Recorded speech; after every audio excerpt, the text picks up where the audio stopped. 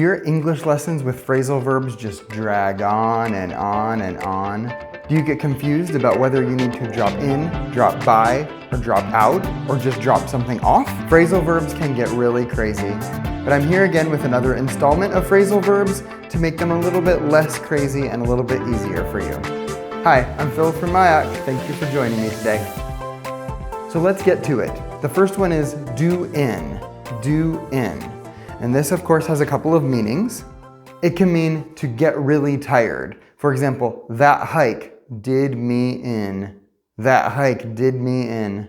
It can mean to injure. For example, I did my back in a few years ago. I did my back in a few years ago. It means a few years ago, I injured my back. I did it in. Or, I hate to say it, to kill. You might watch a movie, you might hear something, and somebody says he's going to do him in. In some context, this could mean to kill. So if you watch this in a movie or a TV show, they might mean that they're going to kill somebody, to do them in.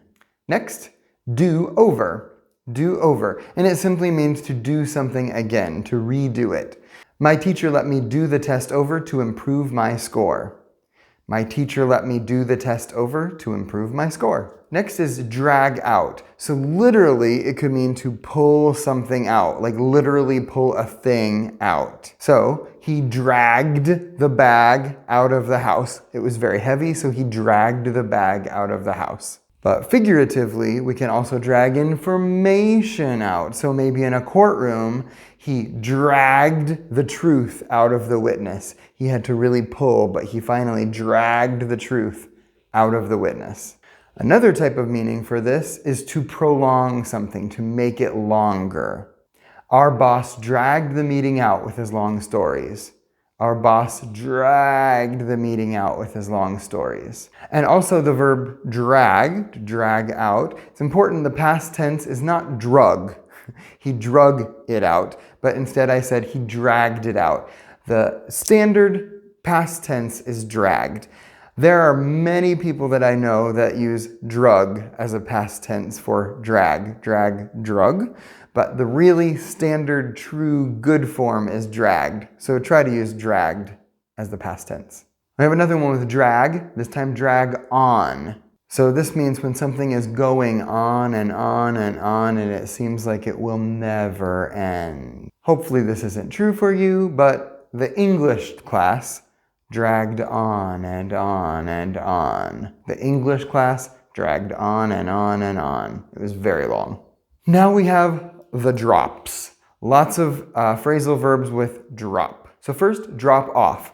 To deliver something or someone to some place. To deliver something or someone. So you can say, I have to drop my kids off at school. It doesn't mean you just throw them out, but you take them there. You deliver them. So I have to drop my kids off at school, or I have to drop this letter off at the post office. Drop off. Now I've got two that are similar. Drop by and drop in. Let's start with drop by. So drop by, it means you go to some place really quickly, but you don't actually have to go inside to say that you dropped by. You could just be at that place and you can say, I dropped by. Can I drop something by at your place really quick tomorrow? Can I drop something by at your place tomorrow? Or even drop by my website every week and you'll find new information. Drop by my website every week. So neither of these, you actually have to go in.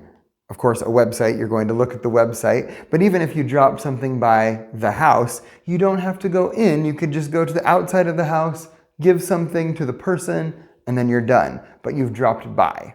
Drop in is really similar, but the difference would be it kind of insinuates that you go into the place. You drop in. But it's very similar to drop by. It means to go someplace very quickly, maybe give something or say something, and then leave, but you probably go in. I like to drop in on my grandfather every week or so just to bring him some cookies.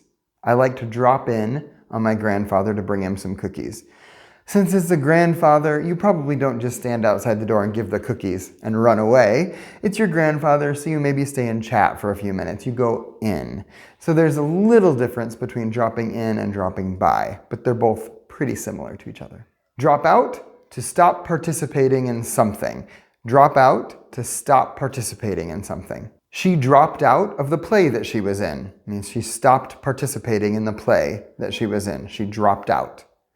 Or he dropped out of the university class that he was taking. He dropped out of the class. It means for some reason the class was too hard, it wasn't the right kind of thing, wasn't a good fit, so he stopped participating in the class. Next we have draw out. Draw, like you would draw something, but it means something completely different. So draw out means to make something longer, but it isn't necessarily in the negative way like drag out. You can drag out a meeting, but to draw something out is a bit more of a positive way, or at least a neutral way of speaking of something being longer. Our long discussion drew the meeting out longer than usual.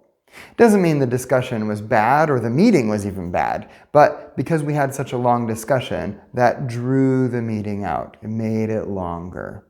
If I would say it dragged the meeting out, it just sounds a little more negative. So if you want to spin it positive, you can say you drew it out, or the discussion drew the meeting out. We can also use draw out in a similar way to drag out information. You can draw out information or conversation from somebody, but it's much more gentle. So if I use the phrasal verb draw out about information, it means like to gently motivate somebody to say something or to share something, but gently. So we could say the therapist was able to draw out some deep and important feelings out of the client during their session. The therapist was able to draw out some feelings from him in their session. It means the therapist could gently help this person to talk and share their feelings a little bit more than usual. I'll take just a second to have a deeper moment with these phrasal verbs. Has anybody in your life ever been able to draw some things out of you, to draw out some feelings or some ideas or emotions that you didn't even know were in you? Who is that person in your life? Because I think it's so important that we have people in our life that we can share with, that can draw out the good parts of us and allow us to share them with other people. So who's that person in your life? I hope this has brought some help and hope on your English journey. I'm really proud of you. I know if you're watching this today, you are really hoping to improve your English and you're doing lots of things to make that happen. And I'm proud of you. Thanks for watching this. Let me know if there are other English questions you have, and I'd love to talk about them in another video. Have a great day.